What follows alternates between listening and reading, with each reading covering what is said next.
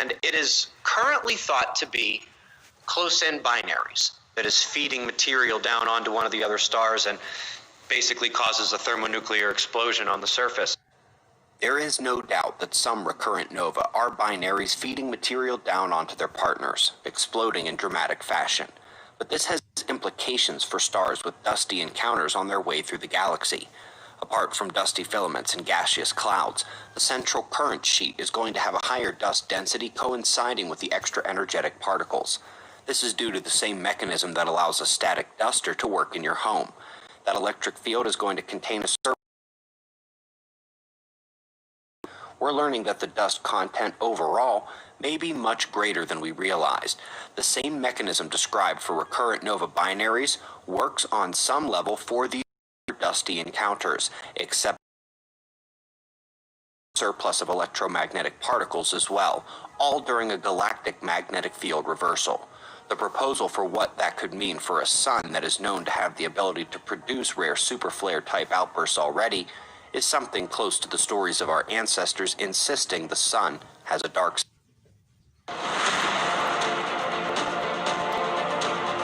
When I was born in the colony of Atlantis, side. Why did this all kick off when they came back from the moon? It's because while probably 90%, maybe more, of the glass on the moon is from meteoritic impact or from volcanism on the moon, probably, there is unquestionably these classes of glasses that are not from volcanoes and that are not from meteorite impacts, specifically the ones that have aluminum-26. The relativistic temperature required for that would require a meteor that to hit the moon big enough such that we would no longer have a moon. Many astronomers, physicists have hypothesized that at one time there was an immense solar outburst from the sun, maybe 100,000 times what it is right now. Tommy Gold was one of the first to suggest this hypothesis, and it has been followed up by other people. So many physicists, many astronomers believe that in the past, millennia ago, there was an intense solar outburst, and so I'm going to pursue that. One that I have been focused on lately has been the antediluvian, the so-called a catastrophe to happen.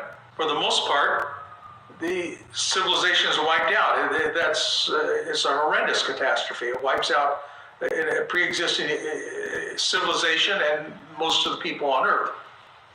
And so we must start anew. Through decades of searching the world collaborations with amazing observers like John McGovern, Peratt has amassed the most extensive data set of petroglyph representation of global solar storms, and the most famous of those is the Stickman, which is not amazing by itself, but those dots on each side, found around the world from the exact same time periods, is indicative of shared experience, and the plasma formation called a Z-pinch seems to fit the description of both the drawings and the physics of a solar disaster. There's two events happening here. When the sun novas, the heat from that nova and also cosmic rays, we get within 8 minutes of when the sun novas.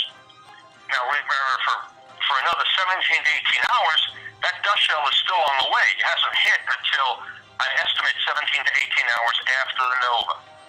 So the first thing happens is the surface is going to get melted and glazed. Ironically, the Torah winds up saying the moon turned red. Well, yeah, it turned red. It just got baked and melted. That's the glazing that Thomas Gold and others had noticed all around the place. Then the dust shell hits 17, 18 hours later.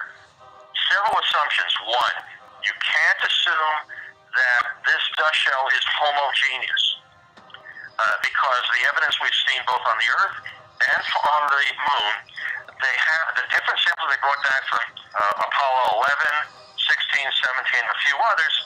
They had different chemical compositions. It was the same stuff they found in the South Pole and other places on the Earth. So when they say it impacts like another meteor, remember these scientists can't think in terms of a sun noving. What I'm trying to tell everybody, this is not an easy process that happens. It's a complicated one. It's not just the sun. It's not just that the Earth stops its rotation and the oceans keep going.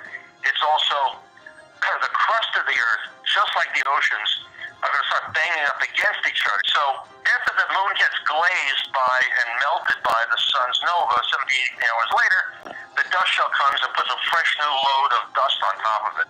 I mean, they're grasping for straws because they don't know where else or how else to explain it. Here they get a sample of matter in their hand, and they got a bunch of holes in it. A lot of the samples they're getting from Antarctica and other places, they don't know to try to get the fission tracks. Look for fission tracks. The stuff that came back from the moon in 69 and through the 70s, they were smart enough to look for fission tracks, and they found plenty of them. In fact, all the Gillespie, almost all the Gillespie that I know of, had fission tracks in it, and about 5 or 6 different radioactive elements. Aluminum 26, beryllium-10, a bunch of them, that could only have been formed from a stellar nova. You have to have relativistic temperatures. I don't know what this is, John, here